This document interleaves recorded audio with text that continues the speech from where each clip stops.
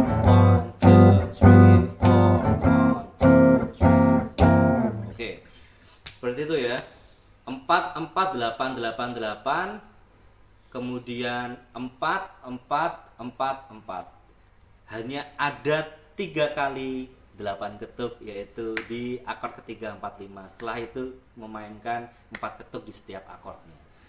Itu tadi adalah tradisional 12 bar blues mayor. Kemudian yang kedua adalah 12 bar blues tradisional, 12 bar blues minor. Nah, kita mulai dari, saya memainkannya dari akord A minor.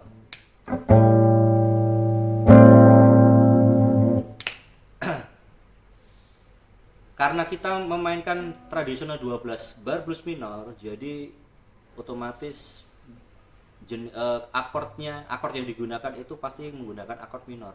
Yang membedakan adalah biasanya umumnya itu menggunakan minor 6 atau bisa dikombinasikan dengan minor biasa dan minor 6. Misalkan seperti ini.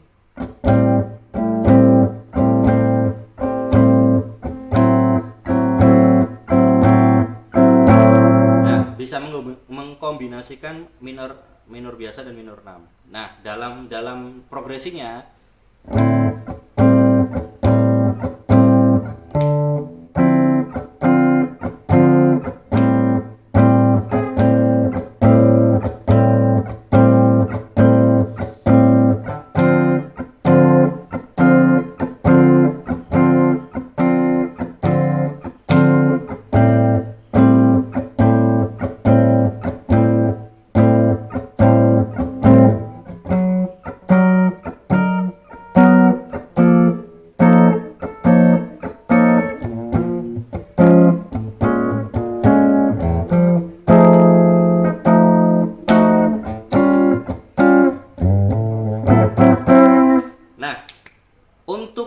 untuk minor 6 biasanya seperti ini.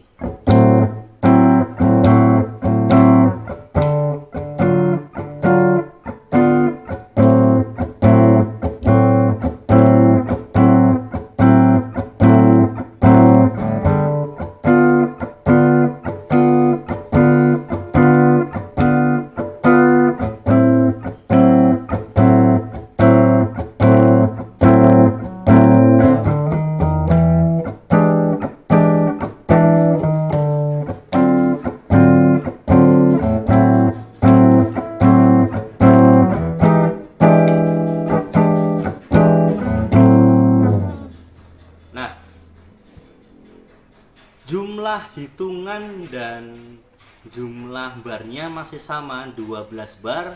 Hitungannya juga sama, 2 kali 4 ketuk, 8 kali ketuk 3 kali, kemudian setiap akordnya 4 ketuk 4 ketuk 4 ketuk.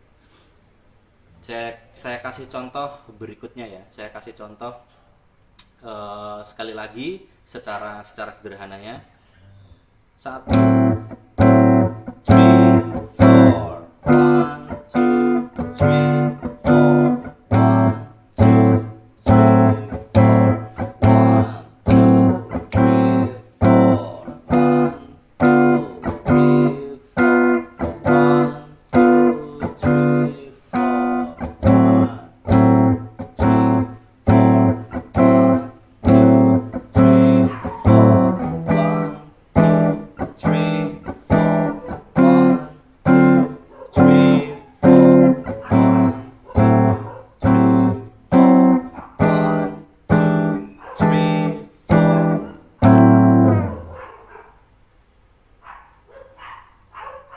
Ya, jadi seperti itu. Maaf agak berisik, anjing saya gonggong.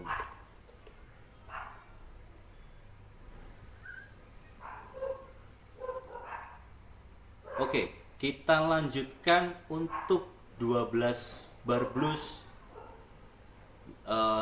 yang biasanya digunakan oleh para pemain musik jazz. Kita mulai dari 12 bar blues C mayor, C dominan 7.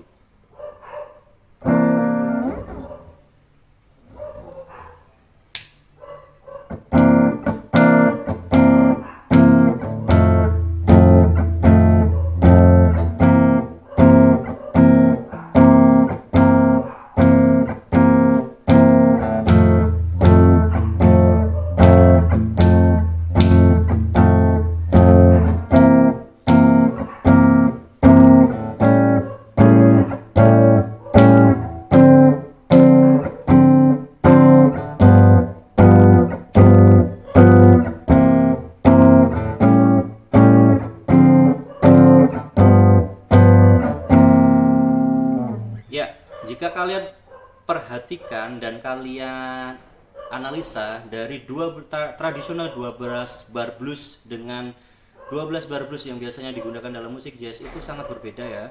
Jadi ada beberapa upgrade ya dalam beberapa part. Setiap barnya itu menambahkan akord-akord sebagai bentuk transisi ya. Sebenarnya pada bentuk pattern yang pertama atau pola pertama itu mirip ya. Jadi 4 ketuk, 4 ketuk, 8 ketuk.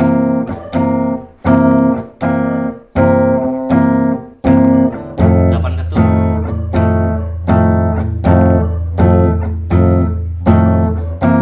8 ketuk, 4 ketuk dan perbedaannya di sini. Kemudian La dominan 7, Re minor, Sol dominan 7, Do, La, Re, Sol. Nah, itulah yang membedakan antara bentuk progresi chord 12 tradisional 12 bar blues dan 12 bar blues jazz. Itu yang membedakan. Sebenarnya ada satu bentuk progresi chord yang biasanya digunakan atau yang sering dimainkan oleh musisi jazz atau para pemusik jazz. Itu ada yang namanya rhythm changers. Saya kasih gambaran saja karena kita tidak membahas sampai situ ya, karena untuk basicnya itu sebenarnya tadi ada diatonic cycle of fourth, 251, 12 akord, kemudian 12 bar blues. Sebenarnya tiga ini yang menjadi dasar kalian, pemahaman kalian untuk melatih kepekaan, membantu dalam atau memudahkan dalam menganalisa lagu. Yang ketiga adalah membuat kalian lebih mudah memainkan setiap lagu. Ya, rhythm changers.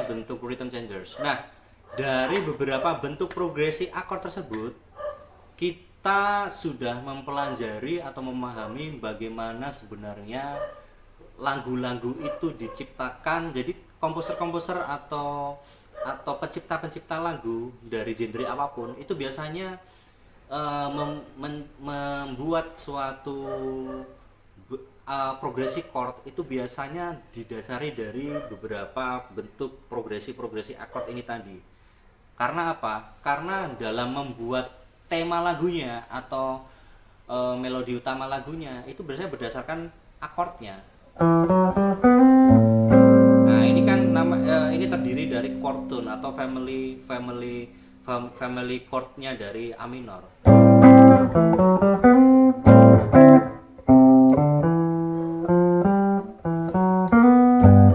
Nah, itu biasanya para pencipta lagu itu sudah memikirkan hal tersebut. Nah, oleh sebab itu sangat penting sekali kalian memahami bentuk progresi akord yang sangat basic tadi, karena itu nanti akan membantu kalian dalam proses pemahaman musik, kemudian mengupgrade kemampuan kalian secara kreativitas dan analisis, dan yang terakhir yang pasti akan memudahkan kalian dalam proses permainan musik kalian. Saya pikir konten ini sampai di situ saja penjelasan tentang bentuk progresi akord. Untuk konten selanjutnya saya akan membahas tentang scale atau beberapa cara improvisasi dalam atau latihan dalam improvisasi dengan menerapkan 3 bentuk progresi chord ini tadi. Latihannya seperti apa, skill apa saja yang digunakan, atau etudes yang digunakan itu seperti apa saja, nanti akan saya jelaskan pada konten selanjutnya. Oke, jika kalian suka dengan konten-konten seperti ini atau konten-konten tentang tutor-tutor gitar lainnya, kalian bisa dukung saya dengan cara klik like, share video ini, subscribe juga. Jika kalian ingin bertanya atau ingin dibuatkan konten tertentu terutama tentang gitar, kalian bisa komen-komen di bawah, dan jangan lupa selalu like dan di-share ke teman kalian agar channel ini semakin berkembang. Saya Abi Kristianata, undur diri.